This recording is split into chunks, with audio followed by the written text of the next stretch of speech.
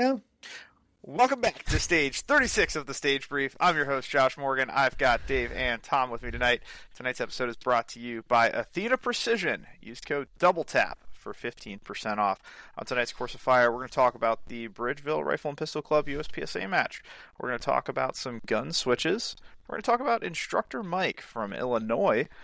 And we're going to talk about processing match results, how to interpret your data. So, to start off, I was the only one that shot a match this weekend, I believe. I shot at the Bridgeville Rifle and Pistol Club with fellow Double Tap member Tommy Colts. We had a great time down there. Tommy Coltez. We had a great time, and it was my opportunity to test out the Walther PDP steel frame in a match environment.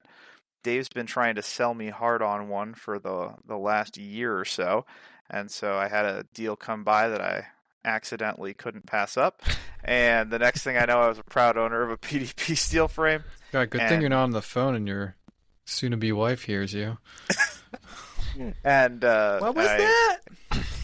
And I don't know anything about the PDPs, so Dave informed me that I have a long stroke guide rod in there, which I did not love shooting Dave's long stroke guide rod, and I didn't notice it as much when I was testing the gun, but in the match, I am not a big fan. I don't love that recoil impulse. God, no. It feels like a very bouncy return, which I don't love even with factory ammo. So we're going to have to get that squared away if I go back to the steel frame in the future. What does that mean? Well, I'm shooting the Shadow for the near future. I don't have plans to switch away from the Shadow. This was just sort of a fun little detour in the off season. Oh, okay. You just It'll be a good by back. accident. Yeah, I mean, that's exactly what happened. I put in a bid. I was like, there's no way I'm going to win at this price. And then I got an email notification saying I won. Yeah, the price you got it for was pretty wild. It was okay. With the SRO. An SRO and a steel frame for the price you got it for was silly. You got the SR for free.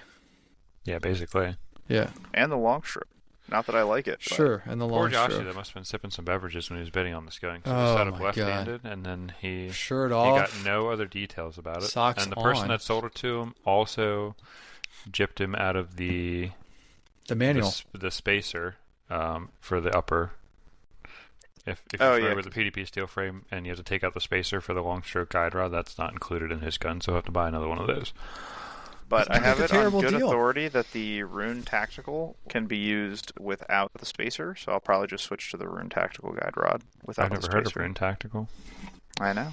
Tommy Coltez is my on good authority, so we'll see. So, in terms of match results, we have a couple of listener shout-outs.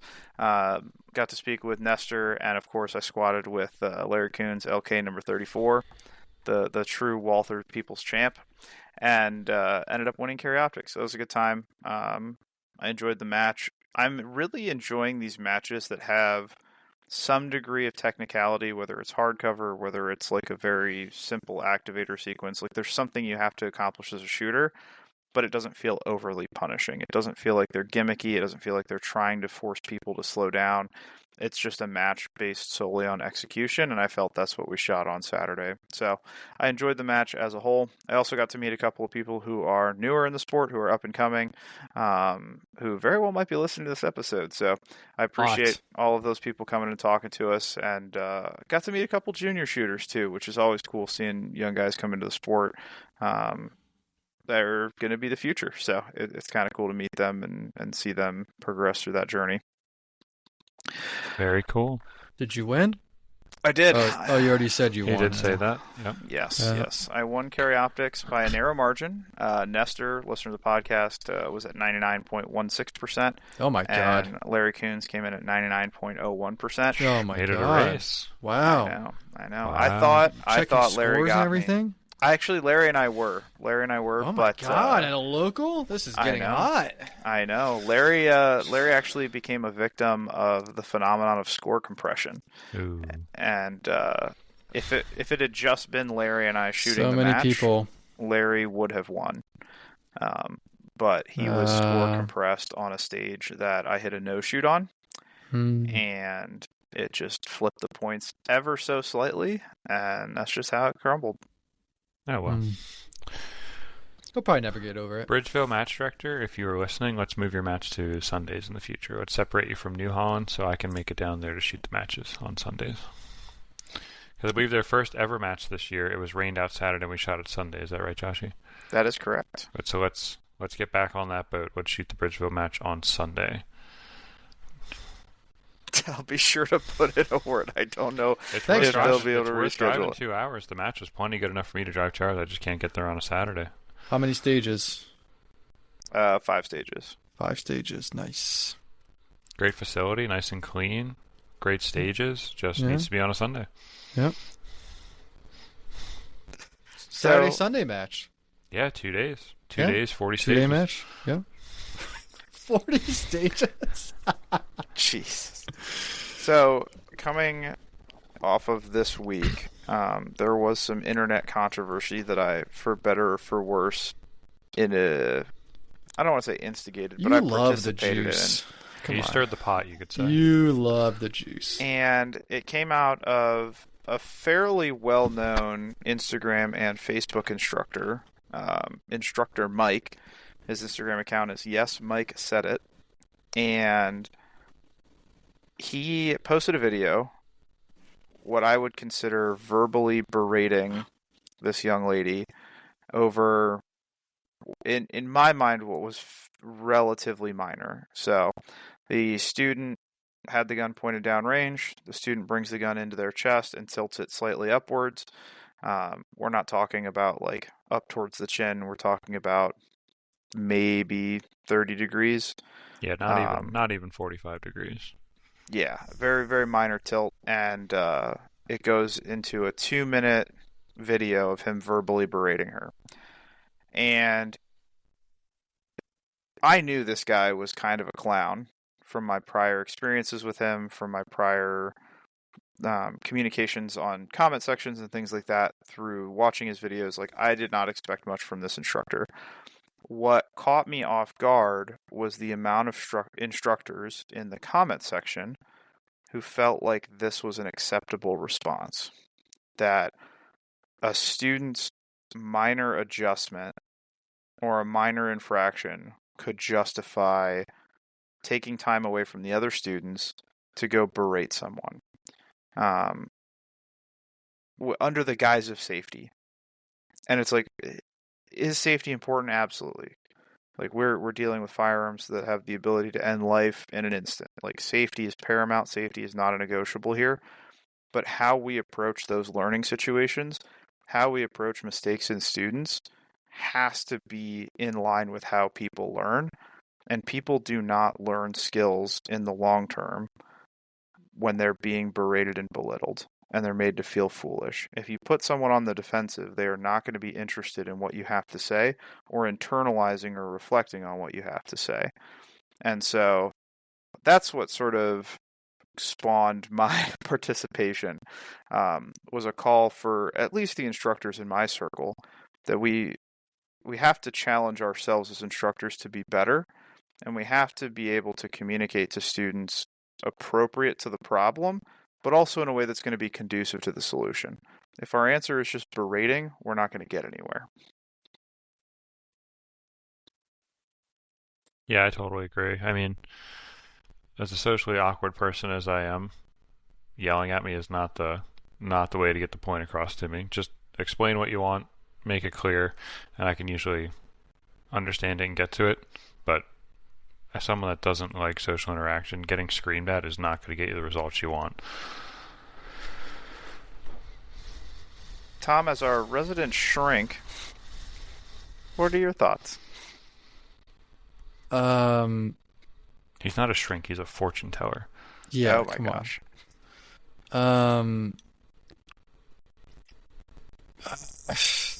I've gotten I will say I've been to a range where I've gotten yelled at for a safety violation. It wasn't anything egregious. But or was it? No, it was my buddy actually. But yeah, I mean, it wasn't anything that would have ended somebody's life, but it was just the idea of like, hey, watch where you're pointing your gun. So I mean that doesn't bother me. I think the like to get yelled at to stop what you're doing, that doesn't bother me. Yeah, like the initial shock Right, value of right, getting right. someone to stop what they're doing immediately, be as Right, loud as you right, right. want and like as snappy as you want in that, but then it's the Right, but it then was it's the like continued aggressiveness right, is where it becomes a problem. right. Like, do whatever you got to do to stop the dangerous situation, or not even. It wasn't super dangerous in this situation, but like if someone's going to turn up range with a gun, like hit them with a hard enough stop, or hey, what are you doing, or don't do that, so they Yeah. actually stop what they're doing. No, there's some crazy stuff that happens, and I've seen other people get yelled at that range just doing, somebody walking behind somebody else with a gun, just like ridiculous. And, but yeah, the continued is not really like, I get it. Like if you yell at me and I have to stop and I'm like, have to figure out what I'm doing wrong and learn from that, I'm good with that. After that, it's like, okay, it's like, I got it. Like I already feel like an idiot. I already feel, like I don't need like the extra, to feel like shit about myself. I'll come back, but other people will not, potentially. Yeah, that's what sort of that's a thought that sort of went through my head pretty regularly when I was thinking about like, do I engage with this situation? Do I post about it? It's like there are some people in the firearms world that have one interaction with training, like professional training. They have one class that they will take in their entire shooting career. And you might be the instructor for that one class. And if it's not a positive, safe environment, they might never come back. And like, what's more dangerous than that gun being pointed slightly off the back berm is this lady owning a firearm and never training again. In the long run, that is a far more dangerous outcome, not just for herself, but for the population, than that minor infraction. So how we handle that sets up a whole avalanche of consequences. And so it was sad to see that. I don't expect that instructor to reflect or make any adjustments or change anything like that. But for those of you who are listening to this podcast, you're already doing this. But if this gets into the ears of someone new to the firearms world, just understand that, like, go vet your instructors. Go find a video of them teaching. Instructors will typically tell you who they are. Like, they will have videos. They will have podcast interviews. They will have the ability to go watch their material, at least the good instructors. Go watch.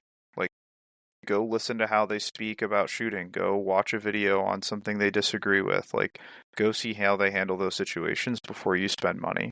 Because you might end up paying $200 to get screamed at for something that's a problem. Sure, maybe, I'll grant you that, but not worth that. All right. I think it's hard real quick, I think it's hard to vet your instructors. I think you can. Yeah, when you're real new, I do agree. It's very hard to vet you don't your know who's instructors. who. You just don't know what you don't know. Yeah. Like if you're local, you decide to buy a gun at the gun store one day. You ask the guy behind the counter, who should I go to for lessons or who should I go to for instruction? They'll probably have somebody local, or if there's a range, it's probably their in-house guy. And that might be who you go with just from ease of availability and just not knowing what you don't know. And then from the instructor side, if you're teaching regular like intro to pistol or beginner lessons, like Josh said, you're a lot of people's first impression of the firearms world and training. Like you could be the difference between someone taking this seriously, becoming the best shooter they can be, or even just being the most prepared they can be for any situation versus taking one lesson and then never practicing again, never touching their gun again, just having it in the house, hoping they don't need to use it. And it's your job to make that, no matter what the person is or how they're acting or what they're doing, unless they're part of the extreme end of extremely unsafe, like your job is to make that the best experience that you can. The skill set aside, your job is to make it the best experience that you can. Well, I think it's obviously safe. I'm not saying you're not saying that, but it's like you said, how are people going to learn? But I think we're in agreement with just that. And yeah, I mean, I would love to know what that woman did or thought of after that interaction or that experience and what she's planning on doing in the future. Some people have tougher skin than others. Like I said, like if I get yelled at, I'll come back, or I'll keep doing what I'm doing. But other people won't. And I'm not blaming anybody. I'm not criticizing. Oh, I'm criticizing. I guess it depends. Like I really want to shoot. But like if it was like, I don't know, some like shit I didn't care about and somebody yelled at me and it was like, all right, like I don't care this much. I'm not coming back. So, yeah.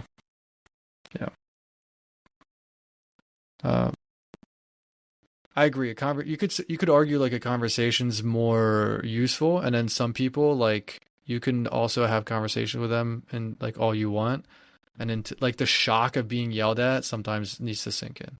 But again, I know we're saying the same thing again, but the ongoing after that of like just belittling the person was like I felt unnecessary. The initial fine. To even give the instructor credit, even if that the woman was like the 1% of like the extreme end of I don't care what you're saying. I'm not, or we all know someone that can't take accountability for what they're doing. If she wasn't willing to take accountability for her actions, sure. I don't know that it warrants what he did even to that extent.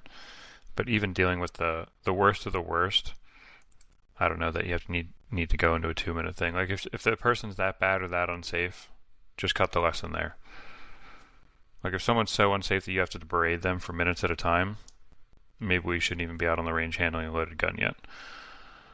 Yeah, that would be my thought. Right, if I'm presented in a situation where there's a student that just cannot safely be here, that's a private conversation very calmly about the next steps. That's not a screaming at you while the rest of the class does whatever drill I just set them up to do. Yeah, if they're being so dangerous that you have to stop and repeatedly stop and go over stuff with them, especially in a group environment, they flat out shouldn't be out there. I'm not saying they shouldn't shoot, not saying they shouldn't take one-on-ones or just have a calm conversation like Josh said, but I don't think it should ever be to the point where you're verbally attacking somebody. All right. So with that little drama bit out of the way, so the off-season provides us some opportunity to reflect. It provides us a lot of opportunity to go back into our prior match results and sort of look at the data that we give ourselves from our prior match experience and then how to read and interpret it. And then use that to build a cohesive training plan to help fill in some of those deficiencies so that when we get ready for the 2026 season, we're a better shooter than we left. We don't want to waste the off season. We don't want to burn all of this time and opportunity. And so what we're going to go over tonight is a little bit of how we look at our match results. So I'm sure all of three of us look at it a little bit differently. And so I'll start us off. So when I'm looking at my match results, the first thing I want to look at is not necessarily my placement. The first thing I'm checking is my point percentage. What percent of points did I shoot? So what that tells me is my degree of accuracy high enough? When we look at people who win matches, typically you're not going to see people who are winning area and national level matches shooting sub 90% of points. Most of those people are going to be shooting 93+% of points available. Not always. There are some exceptions. There are some outliers there, but the points percentage is huge. If you're dropping at that 89% of points, you've got to be really, really, really fast. And so that's going to be my first thing. Next thing I'm looking at is, was I on pace? What does my raw time look like? The hits are variables that I can control in shooting skill and shooting drills. The time is going to be found in gun handling, movement, transitions, things like that. And so if my time is on pace and the hits are off, that's a shooting problem. If my time is off pace and my points are there, then I know it's a gun handling and efficiency and it's a movement problem. And that helps sort of guide where I'm going from there. So those are my two big things that I'm looking for to help build a rough outline of a training plan. Where are my deficiencies? Was I fast enough? And were the points there to be competitive? Dave, what do you look at when you're checking out your match results?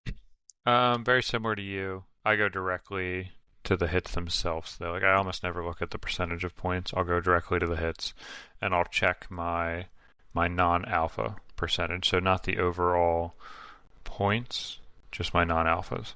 I'm trying to stay under 20% non-alphas. That's the first thing. I mean, I can't imagine how many times I'd said that to you throughout the year. I want to shoot less non-alphas, which is obviously everybody's goal. But that's what I was working on all year. Then I'll check my placement depending on who is in the match, and then time. And then if anybody's above me, if anybody's above me, I'll check my raw time compared to them. I'm a big gotta be on time guy. If I'm not on time, I probably don't have a shot anyway. Or I have to shoot exceptionally well. Because most of the guys at the top are probably going to be pace setters and they're going to shoot decent points. So I have to get one of those. The harder one to get is the time for me most of the time. So I feel like I got to be on pace. And then as I progress through the season, obviously hopefully my points catch up. And hopefully that continues to grow as I'm a shooter. But pace and then points are my two big ones I'm looking at. Very similar to you. Do you ever look at number placement for second, third, fourth? Not really. More percentage.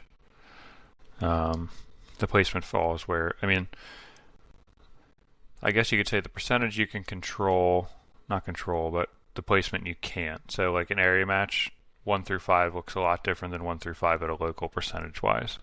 So if my percentage is where I want it to be, if I know there's shooters that I can't beat there, if my percentage is where I want it to be, and my time, then I go to my time. So, like area 8, I think I was 7th or something, but still in the 90%, 93% or something to JJ Rakaza. I thought that was pretty good percentage-wise, but then my pace was lacking, so my big focus there was pace. Why was I off pace, roughly, whatever it was, a second and a half per stage? Why was that happening? Now, when you're looking at those, are you looking in the aggregate, or are you looking stage by stage? So I look in the aggregate, and then I break it down stage by stage to see if it's actually averaged. What do you do? Yeah, I'll look overall. I mean, this whole year my goal would be a second off pace just overall. So 10 stage match, if I'm 10 seconds off pace from some of the best guys in the country, all right, that's reasonable. Then I'll go through and look where I lost it. Like I know if I have like a malfunction or something weird happen on a stage, I'll go to that stage and look and see what that actually did to me. Maybe that one ate up like actually 4 seconds, or I was above pace, or I set the pace on another stage and then lost some more time elsewhere. If I'm reasonably close to 1 second off per stage at, say, an area or a nationals type match, I'll just go and break it down by stage from there.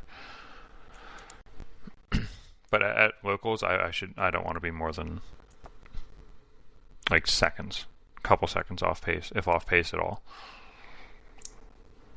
Yeah, at locals the goal is pace setting. I think I think that's a fair goal. But for people listening who are not in contention to win stages, who are not in contention to push the pace, we've talked about it before, where like A class is roughly a second per stage off of a local winner. B class is typically 3 to 4 seconds. Does that sound right? Has that still bared itself out in your experience? Yeah, but it depends on what the stages were. Like York towards the end of the year got into some like weird technical-ish Virginia count stages, or you know what I'm talking about? Some of those like Virginia count headshot only stages, or single hand headshot only, like some weird stuff going on where time and points could get skewed pretty quick. At locals, most of the time those stages, like I'm tossing them from my learning experience, because they're so far out there. Like I'm not probably going to see that when it's time to actually be competitive at a major match. I'm not going to discount them, but I'm not going to get upset if I do poorly on a strong hand 20-yard headshot stage. Or if my pace is 3 seconds off on that stage because I took my time to get my hits on that, I'm not going to be upset. Like my main focus, especially for pace, is field courses at locals, depending on who's there. Like if Hempel's shooting against me at a local, I'm very much comparing my time to him on field courses. Short courses are kind of whatever. Those are a toss-up depending on how the person shoots. I mean, if you're off half a second on your draw on a short course, you're almost beat already. I know I kind of derailed from what you just said, but no, that's okay. So when I'm evaluating my match results, we shoot very, very frequently compared to most people. If we go a week without a match, that's kind of weird. So for me, I'm looking for trends in performance, right? If I have a bad day and I drop into like 85% of points, like I'm willing to chalk that up as a bad day. I'm not going to go spend the next 3 days on slow fire group shooting, right? Because that's not going to be a realistic, beneficial experience. I'm looking for patterns in my trend, like patterns and trends in my shooting performance. If I wasn't shooting as many matches, though, I think it would be a lot harder to build a training program for that. Like, that would be tough. I think that's one of the things that has benefited us, especially like even on Thursday nights, right? Where we get weekly practice score data to go through to find these trends that I think reinforces the value of matches. Yeah, that's a real good point. Because I've been talking to a couple guys lately, a couple guys that shoot with us weekly. Josh knows them, I think. Tom knows them. Todd, and Gotti very much want to judge themselves off of, I don't know if they listen to this or not, but they want to judge themselves more off their outliers versus their average. So if you're just hammering, you're shooting a ton of outliers, like negative, like poor performances. Your negative outliers. Like, all right, say you're just in a stall. You shoot 100 alphas and you rip 1 delta, and you look at that delta. Like, all right, what do I need to change to eliminate that delta versus just accepting the fact that was just a bad shot, and bad shots are going to happen. Very similar to what Josh said. Me and Josh are shooting so many matches, even practice matches, that we have such a large set of data, and we're such a firm like average line of data that if we spike off that average either direction, there's no need to immediately change stuff. We can acknowledge and think about what happened, but if we can identify why that happened, or just say, hey, that was a bad day, we can just move on. We come back next week and it clears itself up. Cool. But our average is still the same. We're not judging ourselves off our worst, our extreme worst, or our extreme best moments and making changes. We're putting in enough time and stages and practice to know where we're at and not having to. But if you're shooting 1 match a month and you shoot 40 deltas in a match, now is that something you're doing extremely fundamentally wrong, or did you have a bad day?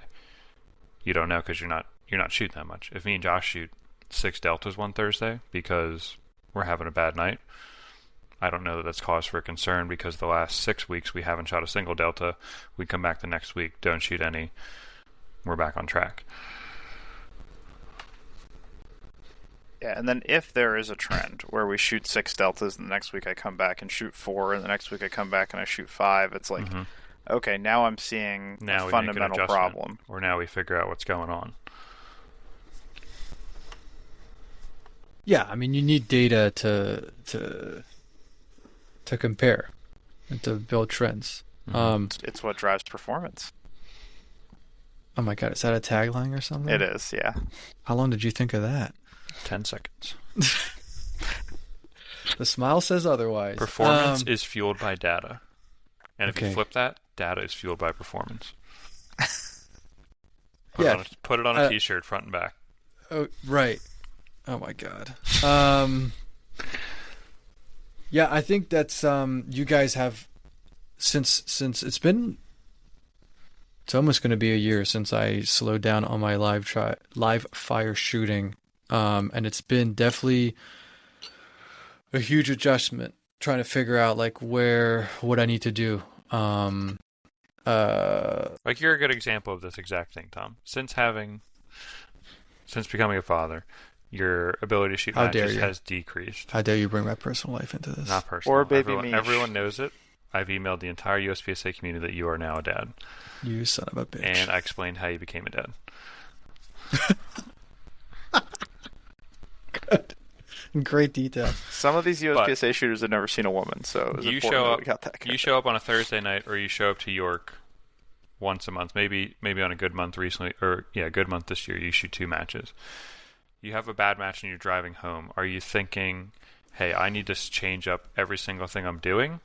Or are you able to identify, that was a bad day, or I took a couple no shoots today because I wasn't focused, or are you able to identify the reasons that you differ from your average, or are your bad days weighing on you more since you're shooting less? That's a good question. Uh, Got him finally. I think if I had Got 'em. if I have a very bad day, like I did at Antolani not October but September, it definitely weighs. I don't know that I change, but I'm never like I have to change everything. Like that makes no sense. I think that it's harder to pinpoint what is happening. I will say, if you don't shoot a lot, the thing that helps me a lot since I slowed down live fire is video. I mean, Yeah. last spring is when I started having that, or noticing, or I don't know. I guess I was going faster, so things are going to pop up. Noticing the not the drag off. What is it called? Premature pull off or whatever the fuck it is. Pulling off a target. They have pills for that. Right. I don't like to take them, so Right, you're a natural I'll have to guy. dry Yeah. fire. Yeah, I'll have to dry fire it out. So in the beginning, yeah, I didn't have. I mean, if I shot more, I probably would have corrected it a lot more quickly. It doesn't pop up. It pops up rarely now. Last match that we shot, or last two, I don't think it even happened. No, that's not true. 2 matches ago, it happened once. But if I'm rushing, then it happens. It's all mental at this point. But in the beginning, I didn't know what the hell was going on. I knew, like, it was like that match. I had like 8 misses or something, or even more than that. I don't know. That's not 17 mics. It's out for the section. I'll tell you that. It is not 17, but it was a lot, and I couldn't figure out what the fuck I was doing. If anyway, I don't know if I'm getting on the question, but in terms of data, like what I look for is completely like not what you guys are talking about. I immediately look at percentage. I also look at the percentage matters to me. I guess now that I know a lot more local shooters, if it depends who's there. Like if I'm in a 90%, which I don't think happens. Actually, I was at 90% 2 matches, but like there was the person who won Carry Optics was not a GM. So last match, I was at 80% of Matt Hempel. He's a strong, skilled GM. 80% for me is pretty good.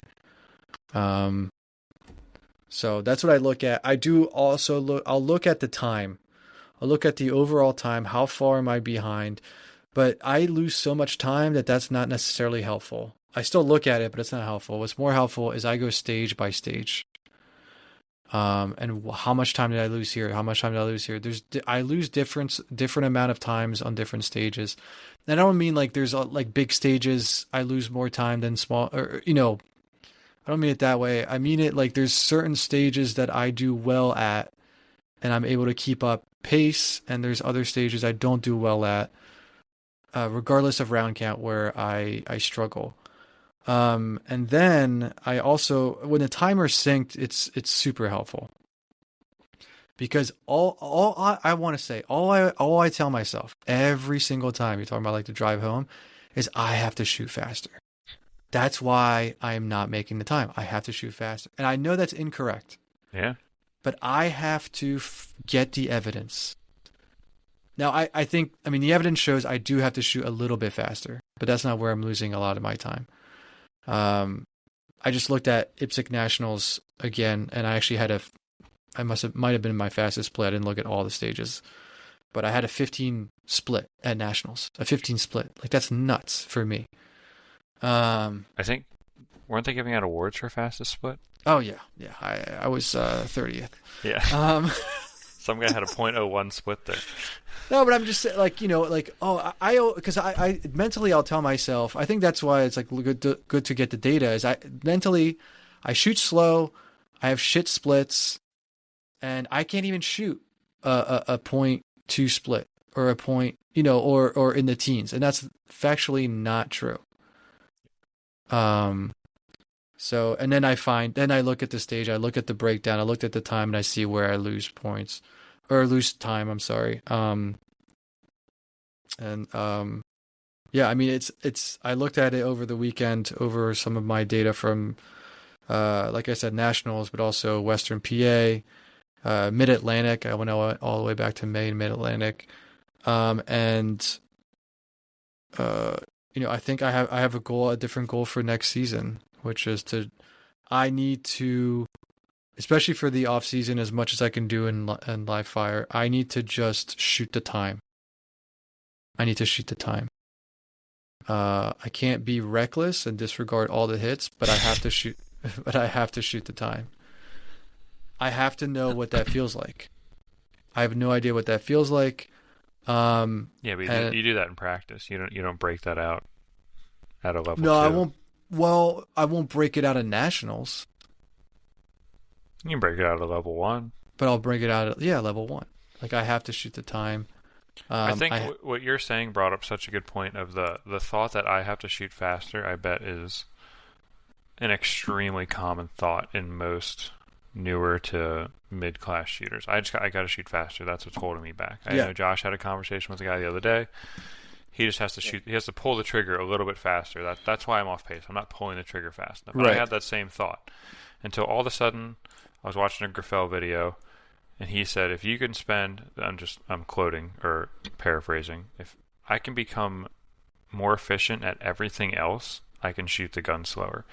So the focus of I need to shoot faster gets misinterpreted to I need to be more efficient and I need to do every single thing else better instead of pulling the trigger faster. I should focus time, or I should put training and value on being efficient in every single thing besides just pulling the trigger faster. Being visually more efficient, physically more efficient, entries and exits, transitions, all that stuff besides just hammering the trigger faster will shave off piles of time versus shaving 0.05 off your splits. Yeah, and you have to follow the data here. Like the gentleman who informed me that the only thing that separated him from me was split times had a 23-second gap across 5 stages. And like if the we data look, doesn't even make sense on that. Yeah, like we would. People are saying that kind of stuff, or they're thinking that kind of stuff, without using numbers that are available to them. Yeah, and it was a 100-round match, which means we had 50 splits. Right, 23 seconds. That's a 0.46 split difference. Oh my god! I was not splitting the gun a half a second faster than him on every single split. Factually, you weren't. Maybe. It's literally possible. Like, you're not getting beat on your splits. You're getting beat on your transitions. You're getting beat on your gun handling. You're getting beat on your movement. The top 1% of shooters may be losing matches because of splits. If you're losing matches by from 1 or less percent, maybe you're losing on splits. Sometimes, not even all the time. Sometimes. I'll give you that. Other than that, you're losing on efficiencies elsewhere in your game. Yes. So you're not jumping from C class to M class because you're splitting the gun harder. Oh fuck yeah, dude. So I'd actually fallen into this trap because there was a time where I was like in a rut and I was like, how do I bust out of this? Like how do I go shooting well? Ow. And it was actually like a very clearly defined moment. It was a practice session with Dave and I, and we were shooting on targets that only Shameless the A-zone plug. was available. Shameless plug for the Double Tap Shooting Practice Academy. session with. I'm sorry, Josh. We keep interrupting you. It was only the A-zone was available on the target. I love those targets.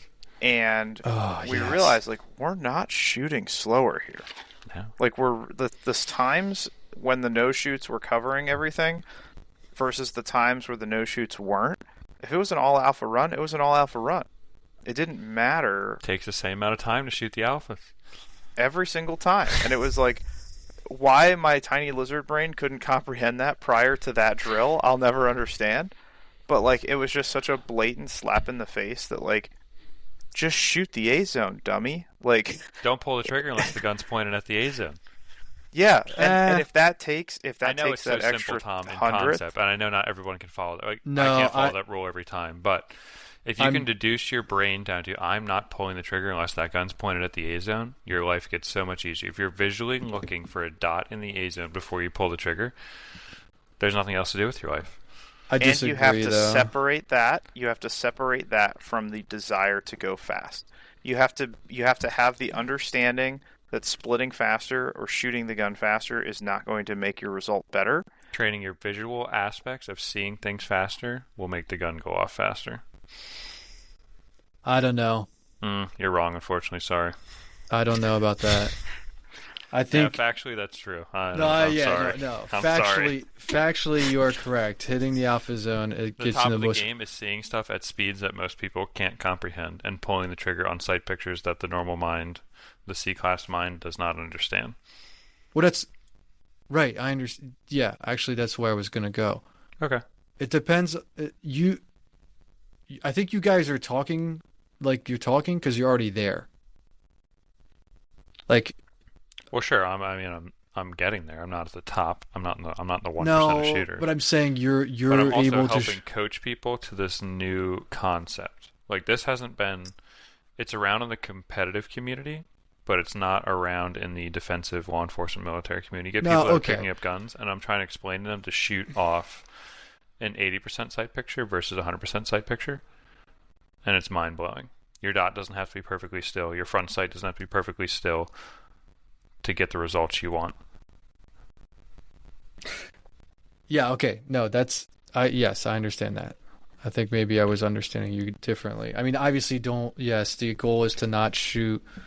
To not shoot if your dot or front sight's not in the alpha. The issue with that for me is that I'm an over confirmer. So that's the other thing. Is like, yes, Right. I know what you just said. I knew you is were going to say that. Yeah, you knew I was going to say that. The other end of the road is not to over confirm. You Right. have to find that sweet So- shooting off the most minimal sight picture you can. Right. But for me, that was or has been like shooting Charlies and shooting Deltas. Like I just have to. That had to be faster. That had to be faster. And just that's what I'm saying. Seeing the like having.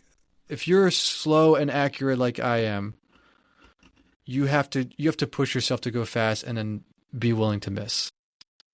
Miss the alpha, miss the target, That's hit what the I'm no telling people all shoot. the time. Once we get to that threshold of I want to go fast, we have to give yourself permission to miss while you're Right, learning how but to go if fast. you tell, what I was going to say is, if you tell somebody like me, oh, do not pull the trigger unless the dot is in the alpha zone. No. You can't say, like, I think that's, I mean, you're speaking generally, but I'm being specific, so it's not necessarily fair, but that to me doesn't work. If I'm trying to gain speed, gain speed. I get what you're saying about the 80% sight picture. I get that part. Yeah. But I'm saying to break into that, Mhm. I have to be like, I just saw fucking brown and I just fucking get wet. So my eyes can catch up. Now it's different. So Tom, are you? I Would don't know you if I'm say talking that about you're This is different using? very interesting. That I think we can make Tom faster. Would you say that you are using know your that I'm there matches yet. as practice? Huh? Matches. is practice. Would you say that you're using matches as practice? Yes. I think that's a very important distinction when we're having this conversation, is how we train and practice is fundamentally different from how we apply those skill sets in a match. Well, We've I talked don't use about it all before, matches at but- practice. I don't know if that. Right, yeah, yeah, that's that fine. makes sense. But like, if you are practicing, yes, we need to push ourselves beyond our current level of visual confirmation so that we can begin to see faster. We can understand what it's like to control the gun at speeds we haven't before, and practice is the perfect time to do that. So if you're using the match as practice, then yeah, that makes sense. But when you transition from, okay, I'm not practicing, it's now time to perform, the standard we hold ourselves to is different. The way we're going to accept sight pictures and the risks we're going to be willing to take in that split versus confirmation level, okay, that goes way I get down it. in a performance You're talking environment. about a match. Okay. Yeah, your sight like, picture is going to be such a higher degree versus when you're practicing if Sure. you're actually trying to perform. Sure. Okay, that makes sense. But the more you push it as you're practicing, the less you feel you need to see as you're competing. Right. Okay. Yeah, like the amount of people who have told me, like, oh, I can't see a sight picture that fast. Like, yeah, you can. Like, you possess the ability to, you just don't You got to get yourself yet. there. You have to go do it. So again, we'll exclude the extremes. We'll exclude infants, and we'll exclude 70-year-old plus men that Fucking can't hate see kids. anything. But I Why would do you say hate kids? the normal human eye, with practice, with dry fire, with live fire, can start to see things faster and faster at a pretty rapid pace too. Like, I'm seeing people change as I teach them in a booth over the course of an hour, like cutting split times from 0.5s to 0.3s, like large chunks of time coming off, just trusting that I'm pulling the trigger as soon as I see something back in the area that I want bullets to go to. Yeah, I mean, it's weird because we can say it, but if you haven't experienced it, we sound like we're insane. Yeah, I acknowledge to every person, I know it sounds so much easier me saying it, and I can't even hold myself accountable to this rule 100% of the time, maybe even not even 90% of the time. I still pull the trigger on Charlies and Deltas. But if I'm looking at the smallest dot possible, and I'm not pulling the trigger until my sights are back in that spot, results are almost guaranteed. Yeah, I mean, if your gun's zeroed, that it is. There's nothing you can do about it. Yeah. At what cost, though? Like, you're The more talking you about practice, the less time. the last Sure. time it'll If take you're not going to sure. practice it, it's going to be slow. But the more you can acknowledge, okay, we go from I need to see a perfectly still dot in the middle of the A zone to I can see a shaky dot. Then I can see a streak of color. Then I can just see anything, just the glimmer of a dot near the center of the A zone or near the spot that I've picked out. Like, the progression from seeing a still dot to seeing a slash of dot, the slash of dot, is insane. Once you can pull the trigger off just, okay, I can see 30% of what I normally see. Once I can pull the trigger on that, and it's still an A zone 99% of the time, that's huge. And I think at a high level, like, that is the pinnacle, is to shoot at the speed of sight. Like, to be able to interpret the sight picture as immediately as possible is the separator at the highest levels. And then once you can do that, you can find your predictive distances. Like, I can predictively throw 2 alphas inside of 7 yards 90+% of the time, so it's worth it. But if you don't push your vision and no, go ahead, Joshy. I'll throw a little caveat in there. I think probably 90% of competitors have no business worrying about predictive shooting. I think far too many people get so caught up in how fast can I pull the trigger on a confirmation 0 target, and they throw a Charlie or 2 Charlie or Charlie Delta, and it's like, you're not gaining enough here to make that even remotely worth it. I would say the people that are not capitalizing on predictive shooting are not fundamentally sound. If your fundamentals are so far off that your gun doesn't return to an A zone with inside, let's even cut it down to 4 or 5 yards, you have something fundamentally wrong. Just mechanically, your gun should return to an A zone inside of this. No, you don't got to spend a lot of time worrying about it. And this is going to derail the whole conversation talking about predictive shooting. We'll save that for next week. But the faster you can see stuff, the less you have to see to get the whole process started. Yeah. To get the party started, you could say. And you have to buy that with practice. Mm-hmm. You can't be mad at yourself that you can't see the sight picture as fast as whoever you're chasing if you're not putting in the work. It takes effort. It takes rounds downrange. It takes dedicated time. It takes genuine reflection. Tom just launched a D10 spring across his room. D10 spring from the Shadow Sea. If you're looking for a free Shadow 2, let me know. He is gunsmithing on the podcast. It's my old Shadow 2, guys, so it is autographed.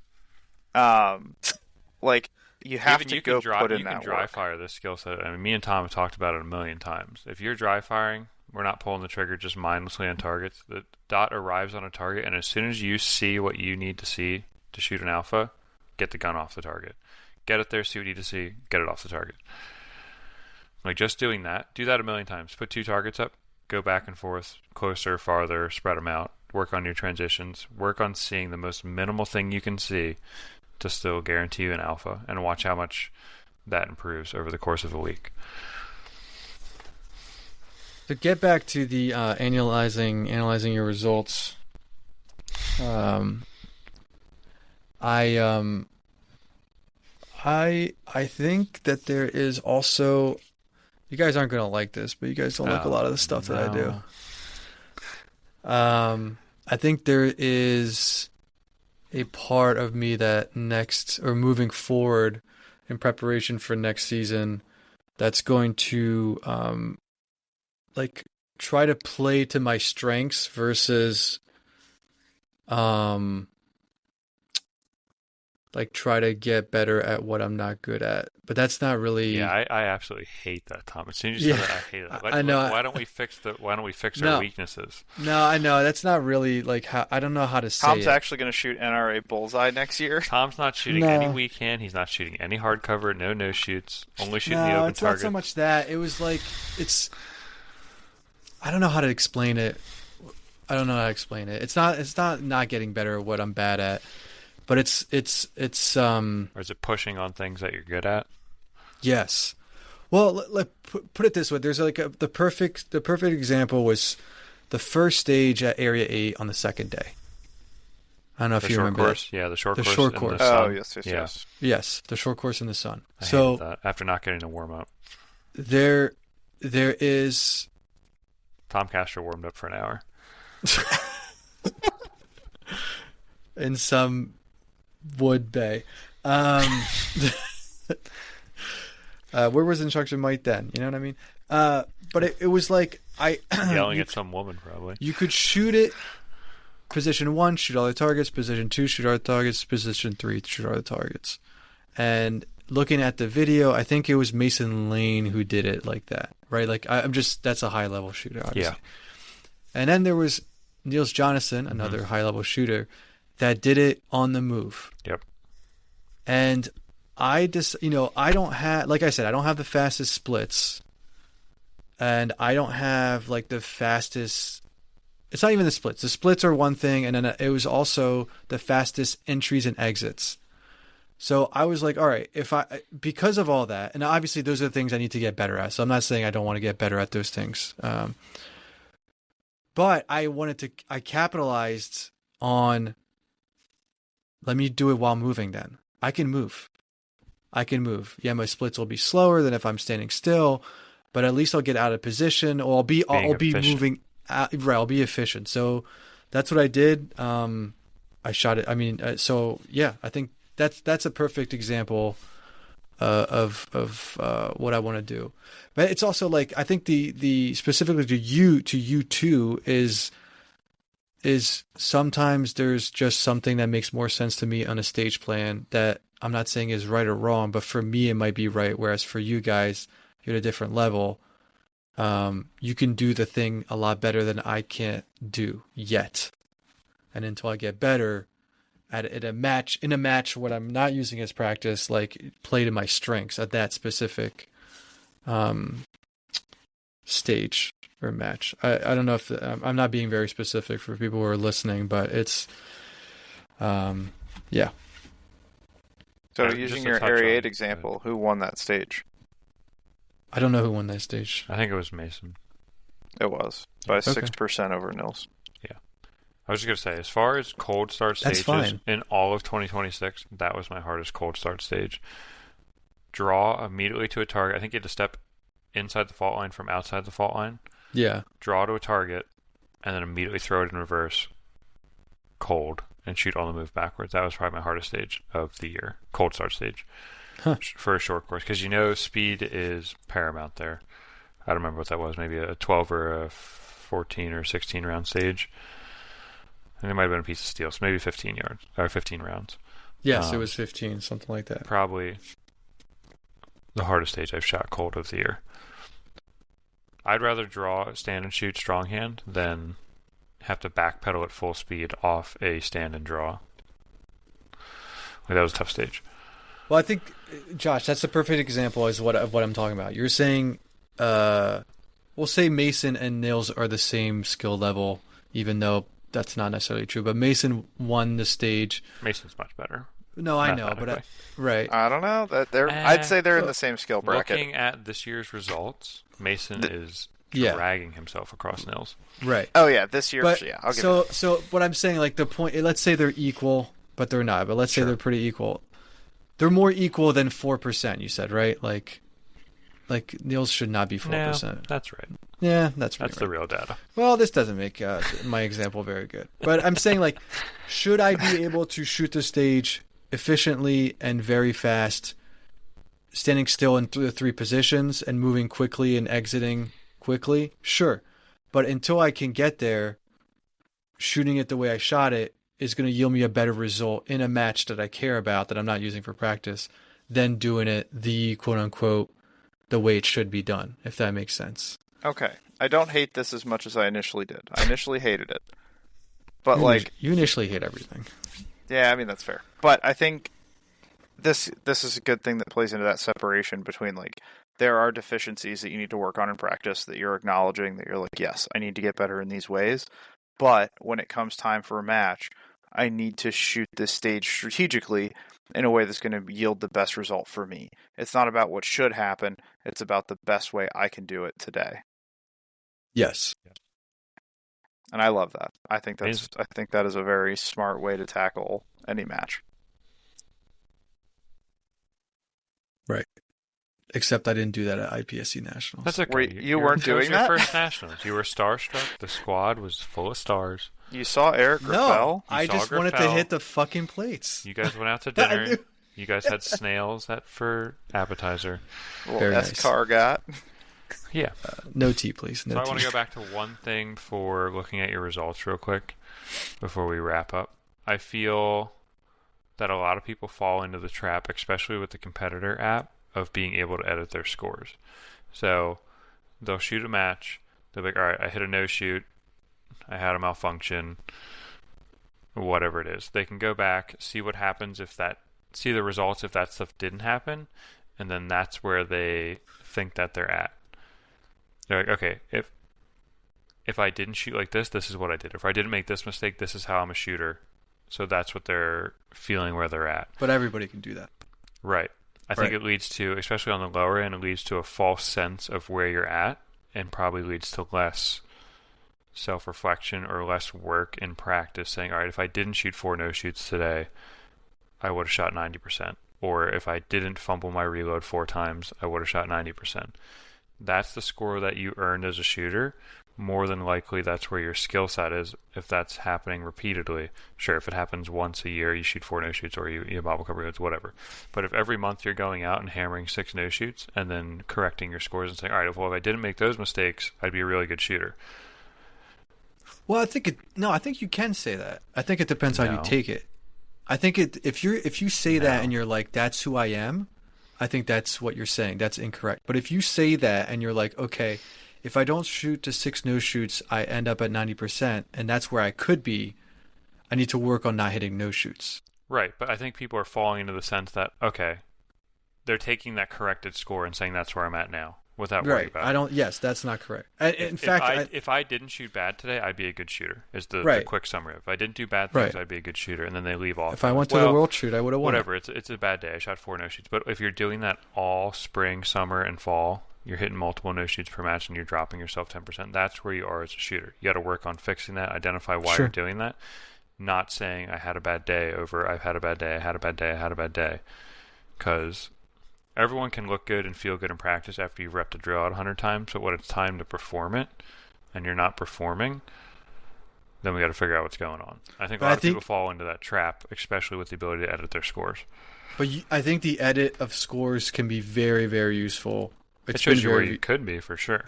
Well, not just that. I mean, it's been very useful for me, too. One is sometimes it's like, oh, what if I didn't have that mic? And, like, in the overall standings, it didn't change that much. One is to, like, so it's like, okay, if I have a mic, I need to move on and not let it affect my whole thing.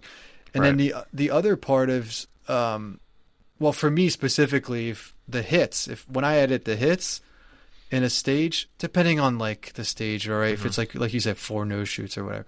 But if it's a mic or if it's a no shoot or if it's like a bunch of deltas, it like doesn't change that much for me. Right. And the hits again are not necessarily the issue. The speed, I have to just go faster. So I think you can learn a lot. But yes, to say like, oh yes, I shoot a GM run every time. Right. If I just did that, I would did win the make these match. mistakes, Yeah, yeah. sure. I mean, everybody can say that. I think there's more people than you think that fall into that trap. Okay. I find it incredibly motivating to be like, man, that's the margin of error that I'm competing at. Yeah, two Like, bad if trigger I- presses kept me from winning the match. That blows. Yeah, I think it blows, hate but it's that. also I try to use everything as a positive imprint when I can. Like, that's just so cool for me. Like, I really enjoy that because I spent a lot of time in skill brackets where nothing I did mattered, like just bashing myself into a wall. Yeah, so I of think the lower competitors. skill bracket plays more of a role in that. If you lost the match by 1%, you're like, wow, I shot one mic on stage 4 and that's what kept me from losing. That's a cool stat to know. But if you're shooting 60% with 4 no shoots and 2 mics every match, and you're saying, wow, if I didn't do that, I'm an M class shooter, I think that's a problem. The only thing between me and you is the split times. Even on that one, I'm not attacking anybody now. That was just a random number I made up. But I think that's Don't giggle, I think Tom. there's multiple giggle. ways to take it. I think it's That's bad. what she said. Yes. I think it's bad when you're creating... Tom is spasming. I think it's bad if you use that as like how you present yourself as a shooter. I think it's bad if that's how you view your own performance, but I think it can be used in positive ways. I agree. What do we say for next week? Predictive shooting. Predictive next shooting. week. I anticipate it to be a little spicy, perhaps. You know why? Because you know who will get on this? We'll get Taylor on this, Oh my gosh. who has no idea what a predictive shot is. That's exactly who we want to hear from for predictive shooting. For a high-level conversation, we need people who don't understand it. Correct. All right, if you guys are here with us at the end of the episode, we truly do appreciate the privilege of your time. Again, I'm Josh Morgan. I've been joined by Tom and Dave with me here tonight. This episode was brought to you by Athena Precision. Using code DOUBLETAP gets you 15% off. And we're going to go ahead and hammer down and holster on tonight's episode.